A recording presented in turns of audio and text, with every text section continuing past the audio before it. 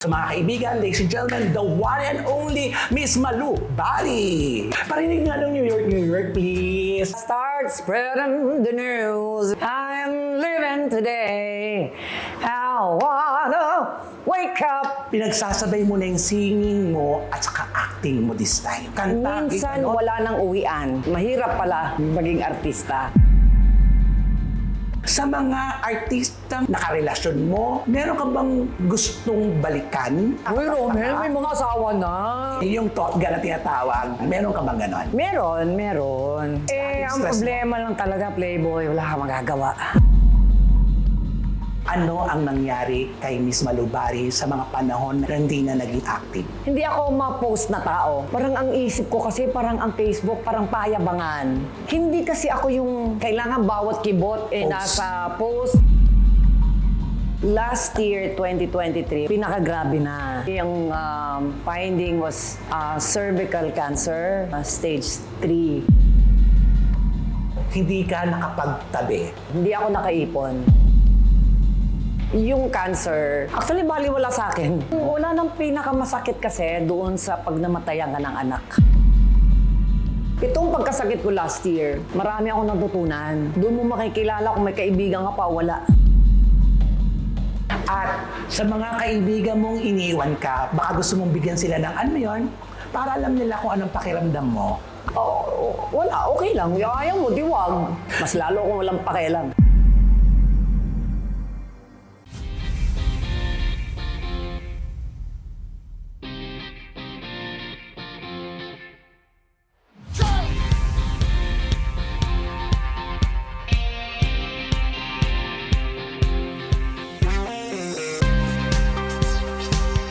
Deadma ang nega, deadma ang bash. Dahil ang buhay ay chika-chika lang. Ganon!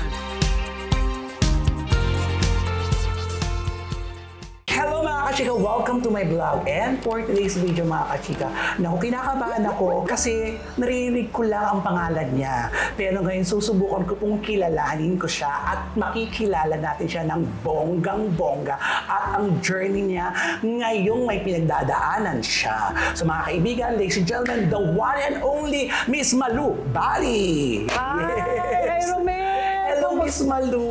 Hello! ng ating galaw ang sanhi ay ikaw kung may bukas pa tinatanaw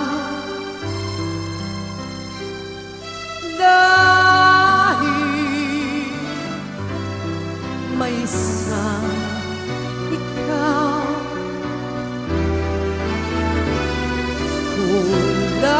kulang ang magpakailan ko man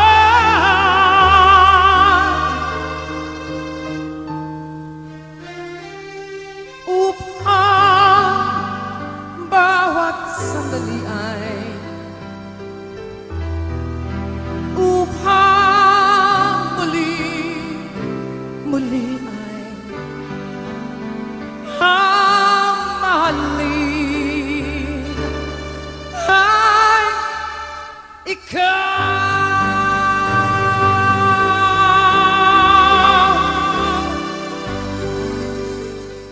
Ang ganda mo. Maliit na bagay. Yun na nga, palaki natin ito. Sige. Kamusta na Miss Malu Bali? Buhay pa naman. Kilalain muna natin si Miss Malu Bali. Si Miss Malu Bali ay nanggaling sa probinsya ng... Davao City. Hello, mga taga Davao. Bisayain mo kasi Ano sila. yun? Maayong hapon sa inyong tanan diha, mga taga Davao o mga taga Samal. Ha? Tanaw mo. Miss Malu Bali, I've heard na nagsimula ka sa pagiging singer mo ay yung 14 or 14 years old.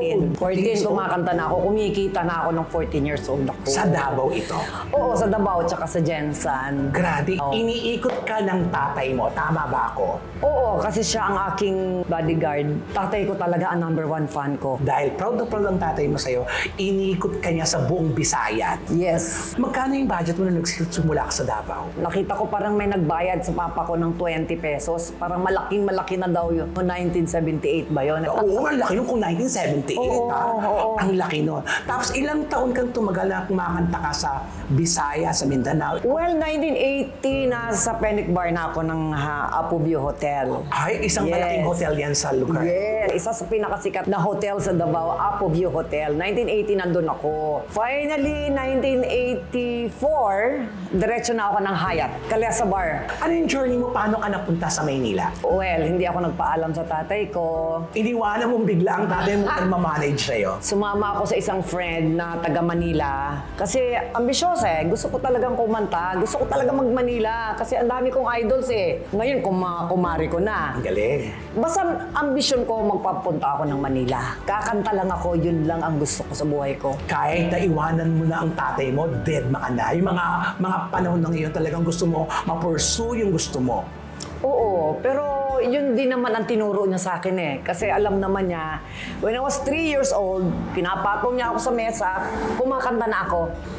So talaga nakita na niya na, okay, singer pala talaga itong anak ko. Oo. So nung nabalitaan niya, nag-Manila na ako, tuwa naman siya kasi maganda naman yung nangyari sa akin. Hindi siya nagalit kasi iniwanan mo siya kasi hindi ka nagpaalam, di ba? hindi. Oo, tapos alaman niya na nasa Maynila ka na at kumakanta ka na sa malaking hotel. Yes, tuwang-tuwa siya kaagad kasi isipin mo, Calesa Bar, Hyatt agad ako. Oo, kung tutusin po yung mga panahon po na yun, yung Hyatt, Calesa Bar, Diyos ko, makapasok ka doon, talagang nuknukan ka naman talaga ng class.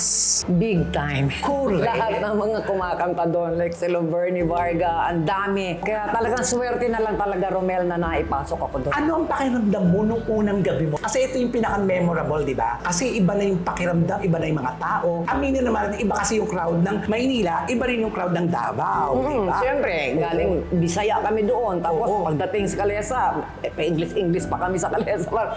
Mga social, siyempre. Oo. Umiyak ako first night. Ay, Kasi nung kinuha ako, Monday, Wednesday, Friday agad ako. 3 ka agad? 3 times a week agad. So talagang swerte. Tatay mo. Yeah. Yung unang sampa ko doon with Rudy Francisco, yung pianist, of course. Yan. Sino ba hindi nakakakilala kay Oo. Rudy Francisco? Iyak talaga ako. Kasi gusto niya kantahin ko kaagad yung New York, New York. Bakit daw gusto niya kaagad pakanta sa iyo? Kasi maraming gusto daw yung mga taga Calesa Bar na pumupunta. Yun daw ang lagi nire-request. At saka I believe, kasi yun talaga ang pasok na pasok sa boses mo. Oo, yung mga walang rehearsal, pinakanta sa akin. Buti na lang siguro 2 pa lang ang tao nung first set. Parinig nga ng New York, please. Kung pwede lang, ha? Ang mga few lines lang. Kasi yun yung unang mapanghamon sa'yo na pinipilit kang Oo, pakanta. talaga, iyak ako talaga. Start spreading the news. Mga ganun. I'm living today. I wanna wake up in a city. Mga ganun. Taray. Ay talaga, Diyos ko, lumuluha ako dahil nahihirapan ako. Dahil siyempre hindi ko alam kung paano ko i-deliver. May mga lyrics pa ako na nakatago yung aking kodigo sa gilid. Kasi hindi ko may memorize eh.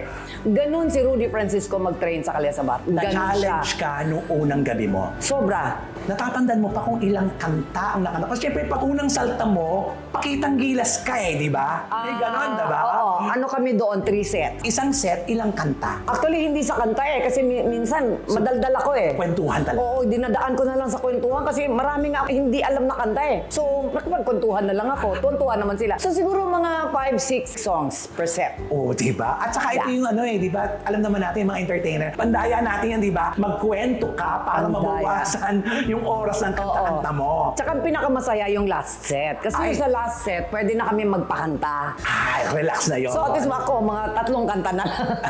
Pinapakanta ko na yung mga kaibigan kaibigan ko. Ayun. So, tumakbo ng ganun gabi-gabi. Yes. Tapos, na-absorb mo na, na-aral mo na ang takbuhan sa Kalesa. Oo, matagal din. Kasi 6 years ako doon. Ako ang pinakamatagal sa Kalesa Bar. Eh, Diyos ko, For the record, 6 years straight. At saka, eto naman, nung kamulatan ko pa, narinig ko yung pangalan mo, Miss Malubari. Pero parang, sandali lang. Alam mo yung may ganun, di ba? Alam mo yan sa sarili mo na, siguro yung mga ka-back-to-back mo rin, ganun din iniisip na, ay, si Malubari ka-back-to-back ko. Iba kasi yung arrive mo eh. Arrive lang siguro yun. Hindi, strong kasi ang personality mo. Alam mo, hindi mo na kailangan pang magsalita mo na, tumayo ka lang, eto na. Oh, parang pag sa stage, ganyan lang. Di ba? Puporma ka lang. Oo. Ganun. Ang pinakamagandang nangyari sa Kalesa Bar was si Rudy Francisco, para ko na naging parang kapatid, parang katatay. Yung bang pag meron nag-audition sa Kalesa Bar, gusto ni Kuya Rudy, nandun ako. Ay, nagiging... Oo, ako Ay, talaga. yun Kasi talaga. every time may audition doon, kailangan ako. Anong pakiramdam mo nun? Kasi parang, pag hindi kita ginaw, hindi ka makakapasok dito. May ganun ka lang, di ba? Wala naman. Wala. O kahit hindi ko gusto, igugo ko lahat. Ay, talaga. Kasi dumaan din naman ako sa ganun, pero hindi ako nag-audition. Wala naman ako audition, pero naramdaman ko kung paano mag-umpisa. So, Hirap, di ba? oo, wala akong, ay hindi pwede yan, ay ito okay yan. Hindi, okay lahat. Kay Kuya Rudy ko sinasabi, Kuya Rudy, ito yung kulang nung isa, ito yung ganyan, yung isa naman ito, bahala ka na. Ganun na lang. Pero yung sa mga nag-audition, hindi. Ang bait. Oo, I have a good heart. Oo, kasi lagi nga sinasabi na mataray yan. Kasi yun ang dating mo yung mataray ka, pero nakita nyo, hindi siya mataray. Oral lang ang mataray sa kanya, pero puso Oo, niya siguro nasa kilay talaga eh. Nasa Actually. kilay eh. Oo. Pagkatapos ng Kalesa mo, saan na napadpad? 1990, Spindle agad. Oh. Yeah, oo. So mabilis. Mabilis ang progression mo dito sa sa Maynila. Magaganda yung mga napuntahan. Napunta. Pagkatapos ng Spindle, Movies na. I believe ito ang kauna-una naman na talagang papalakpak naman talagang lahat-lahat sa'yo. Lino Broca, first film. Yeah, Kisap sa Dilim. Galing! Ang ganda ng mga oportunidad mo, no? Sobra. Swerte lang ako sa mga taong sumalo sa akin talaga. Kasi naniniwala sila sa'yo at alam nila, hindi lang as a singer, artistahin talaga ang dating mo. Kamusta naman ang unang salang mo sa pelikula ni Lino Broca? The late Lino Broca. Ganon? May ganon? Oo, gali. Gusto ko mahimatay. First shooting day ko, kissing scene with Boyet. Can you imagine? Anong pakiramdam Hindi ko maintindihan. Pagdating sa set, yun, makeup, ganyan-ganyan. Sabi ni Direk Lino Broca, o ayan, ito, ganyan-ganyan. Wala akong script na binigay ni si Direk. Wala. Pagdating ko sa set, doon lang siya gagawa ng dialogue ko. Di ba nakakaloka? Kasi, siyempre, ang Tagalog ko, magbabakil pa yung pagkabisaya ko. Tapos, on the spot pa yun, hindi ko alam ng kwento. Hindi ko alam. Basta pagdating mo sa office, ganyan, kissing scene, ito dialogue. Ha? Tapos sabi ko, Direk, paano po yung kissing scene sa movie? Alam mo naman eh, kinakatakutan si Direk, no? Ay nako! Paano ko makipaghalikan sa boyfriend mo? Ay, Diretso? ganun pala talaga? Oo. Siyempre, nasa ulo ko na. Oo, ganun ha. Teka. Ayun na. Tapos the fact na Lino Broca pa yun. Nakakahimatay. Tapos Oo. Christopher De Leon pa. Ang ganda-ganda na ng pasok mo, di ba? Singer, artista, talagang pamosong direktor. Ito na eh, pabukas na ang ano sa'yo, ang stardom ng pag-artista. Hindi na singing career to, di ba? Artista na. Ano ang pakiramdam nun? Mahirap pala maging artista. Pinagsasabay mo na yung singing mo at saka acting mo this time. Yes. Nung 90s, talagang sabay. Mahirap. Dumating sa punto na parang nagbibihis ka na lang, tulog, gig, shooting, kanta. Minsan ano? wala nang uwian. Sa van na lang, doon na lang magbibihis, doon na lahat. Tapos hahanap na lang ng mga motel na pwedeng maligo, tapos diretso na. Kasi wala nang time para umuwi. No, ang bilis na nangyayari sa karir mo. Kung anong bilis ang nangyayari sa karir mo, talaga namang nakilala ang Miss Malupari sa lahat ng larangan. Unang-una, sa stage ka nakilala, kaya ang ganda ng foundation mo. Tapos ito pa, ang pagkakaintindi ko at mga natatandaan ko, maraming nalilink sa iyong mga artista. Meron ba? Meron ba? Di ba? Uy, Romel, may mga asawa na. Hindi, sa atin lamang dadaanan lang naman natin yun kasi journey Naku, ito. Diyos ko, Lord Jesus Christ. Kasi unang-una, maganda ka, sikat ka, kaya hindi imposibleng maraming, alam mo yun, Kung ninenervous ako sa'yo. hindi ba? Maraming kong pangalan na dumikit sa'yo na artista rin. Sa mga artistang nakarelasyon mo, meron ka bang gustong balikan? No, Diyos ko, Lord. Yung totga na tinatawag, meron ka bang ganon? Meron. Bakit siya? Mabait at saka kwela, giging happy ka everyday. Ang Stress problema lang talaga, playboy, wala kang magagawa. Tsaka tatanggapin natin lahat naman tayo dumadaan sa mga ganyang phase ng buhay, di ba? Naakala mo siya na, di ba? Yung pala, hindi pa pala. Parang lahat yata ng relasyon, parang siya na. Oo, di ba? Wala naman pala, di ba? Kasi that time, syempre, mapusok ka pa. Sayang, hindi nag-work out. Pero naging maganda naman ang relasyon mo sa kanya, no? For a while. For a while, pero hindi lang nagtagal, kaya nga, Oo. Huwag na, Romel. Parang awa mo na.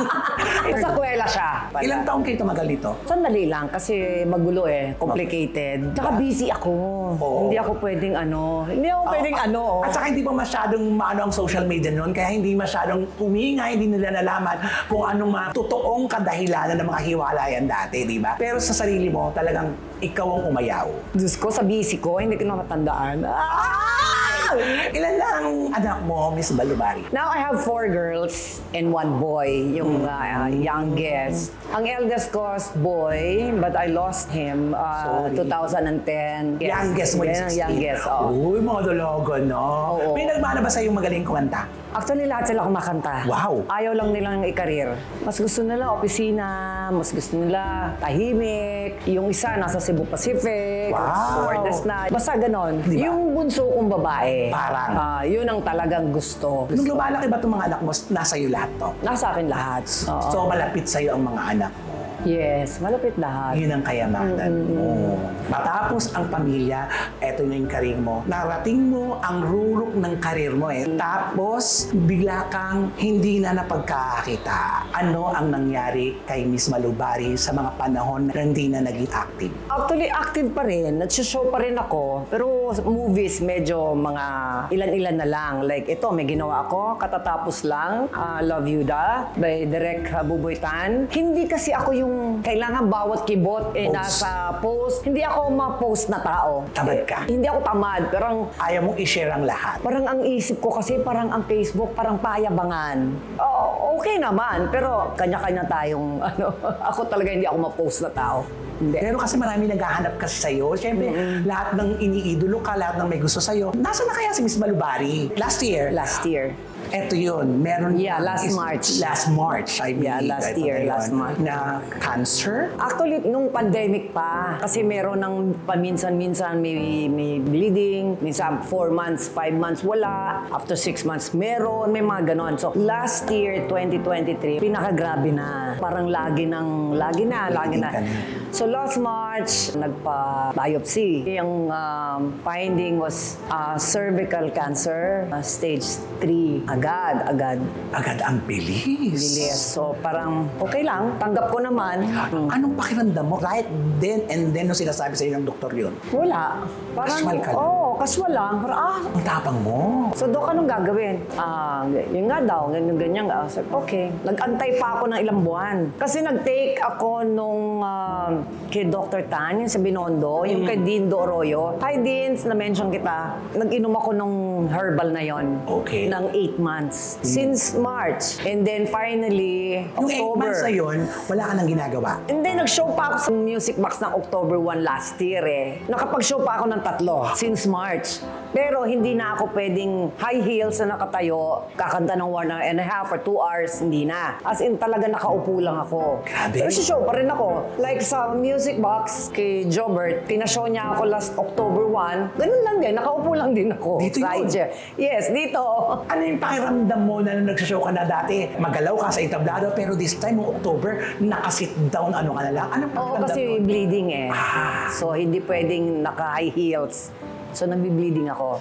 Sa kabila ng nagpapasaya ka ng tao, kumakanta ka, meron kang Oo. behind your back na meron kang Right. sakit. Hindi Oo. hindi mo to sinasabi sa audience. Marami din nakaalam pero hindi ko ko hindi ko ina-announce talaga na, sushow ko ngayon kasi may cancer ako, wala. And then, there's another one, December naman, nag-show ulit. Ganon din, nakaupo lang. Tinatanong naman nila kung kaya ko. Oo, kaya ko. Ang layo naman ng cervix ko. Doon sa... Pero di ba stressful kasi ang pagkanta? Ginagawa mo ba ito dahil kailangan mo na? Kailangan mo magtrabaho pa? O dahil gusto mong libangin ang sarili mo? Well, kasama na yon. Sabay. Kasi bored na eh. Bored Since ka na. March, parang buong taon na. October 22, nag-umpisa na yung treatment. Mahal ang treatment, di ba? Yeah, nag-chemo ako last October 22 ang start. And then November, first week, doon na nag-start yung radiation ko. Yung chemo mo nung una, oral lang. Oral chemo ako for a week muna. And then after 1 week, first week of November, start na yung radiation. 2 months kasi yun. Dumating ba sa wala kang nawawala? Ay, yung makakalbo ako? Hindi. Depende yata dun sa dose gamot. na binigay sa akin. So, in-explain naman ni Doc Kelly sa akin. Sabi ko, kasi tinanong ko, Doc, makakalbo ba ako? Sabi niya, hindi. Yung dose na binigay ko sa iyo, hindi ka makakalbo. Usually kasi pag sinabing nagkikimo, pasok kagad, magbabago ang itsura mo. Pag nakalbo ko, who Okay cares, sa'yo. di ba? Ang tapang mo, no? Ang dami namang wig, no? Diyan sa Green Hills, pumunta ka dun. Diba? Tapos ito pa, marami ka pang trahedyang napagdaanan. Pagkamatay ng anak Yeah. mo, pagkamatay ng nanay mo, pagkamatay ng tatay mo. Kapatid ko, brother. Kapatid mo. Yeah. Kaya nga ako, Romel, yung cancer, actually baliwala sa akin. Wala nang pinakamasakit kasi doon sa pag namatayan ka ng anak. Yun yung pinakamasakit. Yung ina ang maglilibing sa anak. Yun ang pinakamasakit. So, nung nag-cancer, parang okay. Natatandaan ko pa sa mga kwento, doon naubos ang savings mo nung anak mo bago namatay. Yeah. Yung pagkakasakit Kasi na alam mo, mahaba. 8 months sa ICU. Sa Cebu pa yon. Kasi doon nangyari yung aksidente eh. Oh. Hindi siya tumawid. Naglakad lang yung anak ko sa gilid lang ng kalsada. Alauna ng hapon ito, hindi gabi ito. So talagang kasalanan nung nag-drive nung van. Ayun, head ka agad yung tinamaan. Then yun, coma siya 8 months. Doon naubos ang savings mo. Medyo mabigat. Tsaka yung biyahe, Manila, Cebu.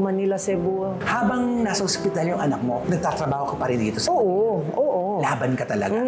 Tapos pag may oras, punta ka doon. Oo, weekly. So, Pwede hindi- nga lang everyday nandun ako eh. Hindi na sapat yung kinikita mo sa panustos na pangangailangan ng anak mo nasa ospital. Oo, kasi ang nangyari noon sa ospital, bibigyan ka ng reseta. Kailangan ikaw bumili para maturukan ng gamot yung anak ko. So pag wala kang pera everyday, hindi magagamot everyday ang anak mo. So kailangan may pera ka para mabili mo yung reseta na binibigay sa'yo everyday. Tapos tumagal ng 8 months. 8 months yun. Naubos ka. Umabot ka talaga sa walang-wala. Kasi sunod-sunod, di ba? Ito, lalo na itong pandemic, talagang meron ako maliit na business. Nagsara. Ang hirap talaga, hindi pa makakabangon ngayon. Tapos eto na naman yung sakit ko. Pagsubok lang siguro to. Buhay pa naman ako eh. Sa lahat ng mga pinagdadaanan mo, minsan ba natatanong mo ang Diyos, bakit ako? Bakit ang dami-dami? Meron kang ganon. Hindi. Never ako nagtanong, never ako nagalit. Mas nagpapasalamat pa nga ako eh kasi itong pagkasakit ko last year, marami akong natutunan. Talagang masasabi mong ang hirap magkasakit. Unang-una, pera yan eh. Gastos yan. Pangalawa, doon mo makikilala kung may kaibigan ka pa, wala. Romel, Ayun. doon, mabibilang mo na lang kung sino talaga yung totoong kaibigan mo. So marami kang nakilalang kaibigan mo na hindi mo na naasahan sa gitna ng pangangailangan mo. Marami. At marami ring tao na hindi ko naman talaga close for a long time. Na Yun. meron talagang may tumulong na coming from nowhere Parang magugulat ka na lang. May mga ganun pala. Yun ang angel na padala ng Diyos. Oo. Siyempre, nung panahon, medyo okay na okay ka. Ang dami mong natutulungan. Pero ngayon, parang nasabi mo, ay, hindi naman ako nakatulong sa taong ito. Or hindi naman humingi ng tulong sa akin to. Pero nagbigay. Oo, nandyan. Andyan. Yun ang nakakalungkot, no? Nakakalungkot na akala mo dati marami kang kaibigan dahil pabulosa ka dati. Aminin mo, naging pabulosa ka at maggarbo ka nung kasagsagan ng malaking pagkita mo. Yun ang pagkatao ko, magagawa ko. Hindi ka nakapagtabi. Hindi ako nakaipon. Kasi maraming pera. Pero gusto ko, masaya yung kaibigan ko. Lalo na pag may problema siya, hindi na siya magsasabi sa akin, ako na yung nagtatanong. Alam ko may problema ka, no? Ako na yung nagaganon. Ang galing mo. Samantalang ngayon, nakikita nilang nahihirapan ako, walang Oo, Maaalala sa sa'yo. Facebook, isisin lang. Anong pakiramdam mo nun? Oo, wala, okay lang. Ayaw mo, diwag. Anong bilib ako sa'yo? Ang bilis mo mag-ship ng emosyon mo, lahat-lahat. Yung pag ayaw, di ayaw. Magbigay ka, thank you. Ganyan ka. Hindi ka ba napapagod na, ang bait-bait ko naman, bakit ako ginaganito nila? May ganyan ka. Wala naman. Parang okay lang sa akin lahat. At least nakikilala ko na nga eh. Alam ko na. Pero, huli mo na makilala sila. Marami naman akong kakilala. Hindi ko rin masyadong tinuturing na kaibigan. Marami rin ako nakikilala na alam ko naman ganyan din ang ugali talaga. May mga ganap din sa buhay. Pero hindi ako masamang tao eh, para maghusga. Correct. Basta ako lahat kaibigan ko, lahat kilala ko. Ganun lang. May problema, marami akong pera, bibigyan ko. Share ako ng share. Wala namang problema. Hanggang sa kaka-share-share mo, Oo. eto na. Oo. Pag kailangan mo na, wala na pala akong ma-share at wala nang gustong mag-share sa'yo. Kaya importante buhay ako. Perfect. Kasi pakakantahin mo lang ko dyan sa maliit na bar dyan sa tapat. Pera na yun eh. Magkakapera So, ka. anong problema natin? Di wala naman. Ang galing. Hindi ako pwede magmakaawa sa'yo. Kung ayaw mo akong tulungan, makakagawa ako ng paraan. Yun ang laging nasa isip mo. Yeah. Hindi ka napapagod. Sa buhay, na parang pagtaas, bababa, pagtaas, bababa. Di ba nararanasan mo to? Parang pareho lang naman. Wala. Hindi mo na inaano yun. Hindi ko naiisip kung taas, baba, may pera o wala. Pareho lang. Ang galing mo. Pareho lang talaga. Yun din ang kinakain ko eh, gulay tsaka isda eh. So, anong problema? Pwede akong kumain ng steak kung gusto ko. Pwede rin ako kumain ng tuyo kung gusto ko. Pero- balance lahat. Pero sa sakit mo, di ba, sinabi mo sa mga kwento mo na yung dating kinakain mo, na ayaw mo, na ngayon kakainin mo dahil sa sakit mo. May mga ganyan, di ba? Ay, doktor na may gusto nun kasi maraming bawal. Pag may sakit ka talaga, kailangan mo sumunod sa doktor. Hindi matigas ang ulo mo pagdating sa mga ganyan. Hindi. Kasi kahit hindi pa ako nagkasakit, talagang yung disiplina ko sa pagkain nandun. Lalo na ngayon, lahat talaga sinusunod ko. Lahat. Nung dati ba, babalikan natin ang malubari noon at malubari ngayon, may pagkakaiba ba? Wala. Na-maintain mo kung sino si malubari noon at ngayon? Hindi, sarili ko, walang pagkakaiba. Walang pagkakaiba. Sa tingin ng ibang mga tao, may pagkakaiba. Nagbago na rin ba ang pananaw mo sa paggamit ng pera? Well, nag-iisip na rin, kunwari, may pera, konti. Hindi ko pa rin matiis, hindi magbigay. Kahit ko konti na lang. Oo, kasi meron pa rin talagang taong mas may kailangan pa rin talaga eh. Alam niyo, likas na mabait talaga si Miss Malubari. Sa kwentuhan namin ito, nakikita ko kung sino si Miss Malubari. Grabe, ang galing-galing mo. Kaya siguro, iba ang lakas na binibigay sa iyo ng Diyos. Kasi alam niya kung ano ka. Anong weakness mo ba? Yun na nga, mga anak ko talaga at mga apo ko. Wala nang iba. May mga pangarap ka ba pang gusto mangyari sa karir mo? Kasi, andito pa yung boses ko eh. Hindi ko maiisip na wala ng karir o merong karir. As long as may boses ako at nandyan pa kayong naniniwala pa sa akin, marami pang nanonood, parang okay naman ako. Wala namang problema sa karir or something. Hindi ko kasi iniisip yung talagang inabot ko yung taas na sikat. Kasi Ay, hindi eh. talaga? Hindi eh. Pareho lang talaga. Ang galing. Nakakapunta pa rin talaga ako sa palengke. Oo, kahit nung talagang nuknukan ang sabi nga Ingay nila, ng pangalan ang mo. ingay nung kislap sa dilim. Nagagawa mo pa rin yun. Ako pa rin yung namamalengke eh. Parang wala pa rin akong pakialam. Alam mo, sa lahat ng nanonood ngayon, nakita nila yung other side mo na akala nila glamorosa ka lang. Pero di nila alam na totoong-totoo ka. At ito pa, Miss Malu, nakita ko rin sa'yo, pag gusto ko, kahit ano pa yan. Yan ka dati. At hanggang ngayon, Ganun pa rin. Lahat naman kasi ng ginawa ko, kaya kong panindigan. Lahat, mali o tama, kaya kong panindigan. kasi naniniwala ka sa kasabihan, ginawa mo yun dahil gusto mo yun at masaya ka habang ginagawa mo yun. Oo, mula noon hanggang ngayon, mag-isa akong pinaninindigan yan, Romel. Wala akong inaasahang ibang tao. Ako lang yun. Wala kang karamay. Wala, solo lang. Tumitibay lang ako dahil sa mga anak ko at mga apo ko. Yun lang naman eh. Kung ako lang mag-isa, mas lalo akong walang pakialam. Bakit walang karelasyon ngayon si Miss Malubari? 10 years na. Bakit? Wala eh. Na-trauma ka ba? Hindi naman. Yung last 2 ko, 10 years ago. Bakit hindi nasundan? Wala eh. Kaletse-letse tayo sa pandemic, di ba? Hindi ka na naghahanap. Hindi ako naghahanap. Baka nandyan lang sa tabi-tabi, pero... Pero open ka pa rin na posibilidad na pwede ka pa rin magkaroon ng relasyon. Ay nako, depende no kung habang buhay pagtanda ko masaya ba ako, 'di ba? Parang yun na lang kailangan ko. Pag nagkaroon ako ng partner siguro kailangan masaya ako. Hindi na pera ang pinag-uusapan pag tumanda ka na. Companionship. Wala na, oo, kailangan masaya. May pera konti, oo, kakain kami. Pero yung hahanap pa ako ng mayaman, parang hindi na. Ang galing-galing mo talaga. Nakakaloka. Paano nung Valentine's Day? Ano nangyari sa'yo? Wala, tulog. Naglinis ng kwarto. Wala. At nako, ito. I-update natin sila para, syempre, habang pinanonood nila ito, nag-iisip na ano na ngayon yung sakit ni Miss Malubari? So, Yeah. ano na ngayon? Update natin sila para hindi sila nag-aalala. Yeah, right.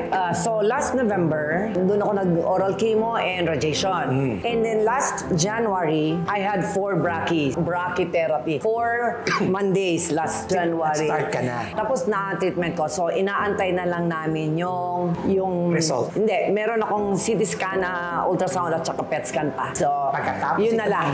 ano na? Wala na, I'm okay. I'm okay. Di ba? Nakakatuwa. So, ano na ang maaasahan natin kay Miss Malubari ngayon? Meron ng showroom sa February 28, Pier 1 sa Roses Avenue. Okay, it's a dinner show. Please support nyo naman ako. Ito yung, kailangan ko yung support nyo para naman magawa na yung last treatment ko. Nako, dahil sa nakita nila sa'yo na lumalaban ka at strong ka, hindi ka pababayaan ng mga tao na kinahangaan ka at kinihintay ka pa rin at gusto ka nilang marinig. Kaming lahat, hindi mo maiiwanan ng stage, tama? Oo. Hanggat may boses ka, kakanta ka. Hanggat andyan yung mga humahanga sa akin. Hanggat nandyan sila, andito ako. Galing. Mga kaibigan na gusto mo pasalamatan kasi mapapanood nila ito, documentary na ito, habang buhay ito, paulit-ulit nito may play, mababanggit mo ang pangalan nila. Siyempre, iba yung pakiramdam. Ay, kaibigan niya pala ako. Ganon. Unang-una yung doctors ko. Ayan. Si Doc Kelly Salvador, siya yung nag-chemo sa akin. Si Dr. Arnel Ang, siya yung nag-radiation. Si Doc Miko, siya naman yung sa brachy. And then, yung mga friends ko na talagang tumulong, Romel, na hindi ako binitawan. Unang-una, Patricia Javier. Si Pat naman talaga, bukas ang puso niya sa lahat ng kaibigan niyang nangangailangan. Of course, Jobert Socaldito. Kapatid, I love you. Ayan. Yung support sa akin ni Jobert talagang nandun. Mercy Lejarde, of course, ang aking BFF, katulad ni Jobert. Joel Cruz, thank you so much, Joel. Aficionado, di ba? Yes. Oo. Happy birthday, kaka-birthday lang niya. Thank you so much. And Ka Obet Martin. And of course, Mina Ong, aking kaibigan taga Bicol. Si Doc! Hi, Daddy Doc! Thank you so much. Alam mo na, si Daddy Doc, Percival De Leon, Doc, I love you. I love you, Daddy Doc. Daddy Doc kasi ang tawag natin, di ba? Mensahe ito sa mga anak mo na talaga nagbibigay ng inspirasyon sa'yo. Yung sakit ko, tama sa akin na lang talaga binigay. Inako ko na, huwag na lang sa kanila. Lalo na sa mga apo ko. Lord, sa akin na lang, okay na ho ako. Kaya ko ho ito, huwag na lang po sa mga anak ko. At sa mga kaibigan mong iniwan ka, baka gusto mong bigyan sila ng ano yun, para alam nila kung anong pakiramdam mo. Lahat yung mga hindi ko na sinasagot, yun na yung mga yun. Alam nyo na kung sino kayo. And hello to my manager. Ayan ang manager ko, si Armani. At syempre, panghuli, para mas sa mga tagahanga mong nag-aabang talaga sa'yo. Oo nga February 28, supportahan nyo naman ako. Yung mga, lalo na yung mga hindi pa nakakapanood sa akin. Oo, ito na yung pagkakataon nyo. Dinner kayo, and then show kami. Marami akong guests. Pinagbigyan naman tayo ng aking mga kaibigan, especially si Anthony Castelo, Marco Sison, thank you so much. Si Norman Michel, of course, Patricia Javier, Ferdy Bernal, and si Janina Lorelai, and of course, yung anak ni Rico J. Wow. Si Rox Puno. Ayan, pinagbigyan naman tayo. Kaya masaya itong show na to. At may may IG ka, pwede ka na lang kontakin sa IG mo. Yung FB ko na lang. Yung FB, sa Oo, lahat po ng Malubari. gustong kumuha sa servisyo ni Miss Malubari na pwede pa, laban talaga siya sa mga shows. Kaya ano pang hinihintay nyo? Miss Malubari, maraming salamat po. Thank you. Alam mo, wala na yung kaba ko. Nung sinabi ko pa lang kay Nay Jobber, Nay, pwede po ba interview si Miss Malubari? Nagdadalawang isip ako, naku, iba to. Malubari. Alam mo yung may ganun ako eh. Miss Malubari ito. Parang halimaw, di ba? Oo, ay, halimaw ka naman talaga. Halimaw ka talaga sa lahat ng mga singers. Alam mo yon, pero ito po siya. Nabuksan na po natin ang puso ni Miss Malubari at nakita natin kung anong kabutihan ang meron nasa loob niya. Miss Malubari, maraming salamat po. And God Anytime. bless you. Stay healthy and more projects. Thank you so much, Romel. Thank you, Mamo. Si Andrew De Real. Thank you. Thank you sa Music Box and Library. Thank you. Maraming pong salamat dito sa aking vlog, mga kachika. Dead Mang Nega, Dead Mang Bash, dahil ang buhay ay chika-chika lang. Miss Malubari, thank you very much. Thank you, Romel. Salamat Thank you. po.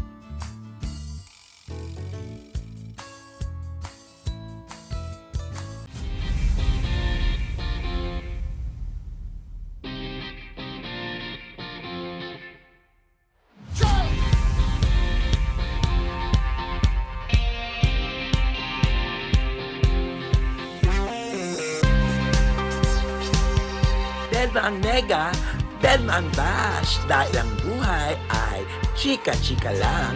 Ganon!